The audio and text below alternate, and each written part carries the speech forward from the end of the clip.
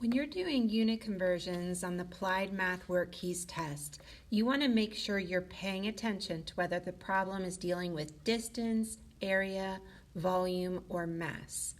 You have the conversions listed on the left side of the formula sheet. You want to make sure if it's asking for you to convert yards to feet, you're using that conversion, not cubic yards to cubic feet, because the answer will be different. So let's go over an example. Here on the left, I'm giving you the conversions that are on the formula sheet. If I'm asked to convert 48 quarts to gallons, please don't just start typing stuff into your calculator. Please take a moment and use your scratch paper and write these things down. You need to set up a proportion. The first step is to look at the formula sheet and find the conversion. Anything that says quarts in gallons. And it's right here. 1 gallon equals 4 quarts.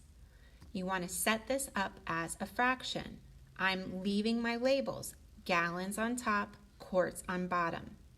Now I'm going to set up a proportion, and I'm going to use the number that they're telling me, 48 quarts. Does that go in the top or the bottom of my second fraction? It goes in the bottom because quarts goes in the bottom. And then I don't know how many gallons, so I'm just going to use a variable. You can use any letter. I'm going to use X.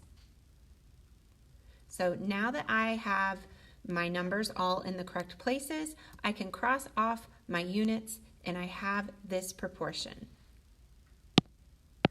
Now remember, with proportions, you just cross multiply.